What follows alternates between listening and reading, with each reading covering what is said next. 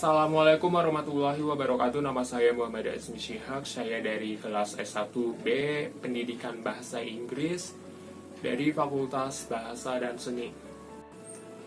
Saya akan menjawab pertanyaan dari Bapak Tugas Bahasa Indonesia, yaitu upaya dan program Bahasa Indonesia dan sedikit informasi dari saya mengenai Bahasa Indonesia sebagai bahasa internasional. Yang pertama itu upaya melestarikan bahasa Indonesia. Menerbitkan bacaan atau majalah dengan bahasa daerah setempat. Yang kedua, menggunakan bahasa daerah pada saat di rumah. Yang ketiga, menyelenggarakan acara-acara yang dapat melestarikan bahasa Indonesia dan bahasa daerah seperti karya tulis, drama, puisi, dan lainnya. Yang keempat, bahasa Indonesia dan bahasa daerah menjadi bagian dari muatan lokal di sekolah atau bahasa yang wajib ada di Indonesia, yaitu bahasa Indonesia. Yang kelima, orang tua mengajarkan bahasa Indonesia dan bahasa daerah kepada anak-anaknya untuk berkomunikasi sehari-hari. Kemudian, program untuk perlindungan bahasa dan sastra agar bahasa Indonesia dan bahasa daerah tetap lestari, yaitu pemetaan bahasa dan sastra, kajian vitalitas bahasa dan sastra. Yang ketiga, konservasi bahasa dan sastra. Yang keempat, revitalisasi bahasa dan sastra. Yang kelima, peta dan registrasi bahasa dan sastra daring. Selanjutnya saya akan menjelaskan bahasa Indonesia sebagai bahasa internasional, yaitu bahasa Indonesia itu sudah menjadi bahasa resmi di Vietnam pada tahun 2007.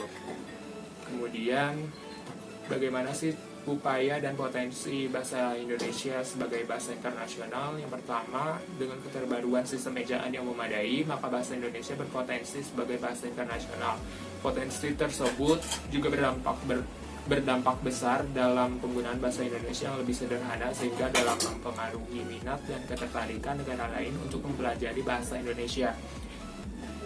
Kemudian penunjang bahasa Indonesia sebagai internasional adalah mempunyai dasar hukum yang legal, Undang-Undang Nomor 24 Tahun 2009 dan aturan hukum lainnya, UEB, Kamus Besar Bahasa Indonesia (KBBI), Tata Baku Bahasa Indonesia, serta Pedoman Umum Peristilahan Indonesia atau PUPI. Upaya untuk internasionalisasi bahasa Indonesia seharusnya sudah terrealisasikan karena sudah memadai dan jumlah penuturnya di Indonesia lebih banyak daripada di ASEAN atau di negara ASEAN lainnya. Itu artinya bahasa Indonesia dapat dijadikan sebagai bahasa pengantar masyarakat ekonomi ASEAN. Kemudian potensi bahasa Indonesia sebagai bahasa internasional lewat sumber daya alam dan keanekaragaman budaya di Indonesia dan juga bahasa-bahasa daerah di Indonesia itu lebih banyak daripada negara ASEAN lainnya. Itu dapat menarik minat wisatawan asing dari mancanegara. Kemudian, internasionalisasi bahasa Indonesia harus dilakukan oleh semua pihak, baik pemerintah, pemangku kebijakan, ahli bahasa, dosen, guru, mahasiswa, dan dapat kerjasama berpartisipasi tersebut dapat meningkatkan bahasa Indonesia di tingkat internasional. Sekian penjelasan dari saya, upaya program melestarikan bahasa Indonesia dan bahasa Indonesia sebagai bahasa internasional. Terima kasih. Wassalamualaikum warahmatullahi wabarakatuh.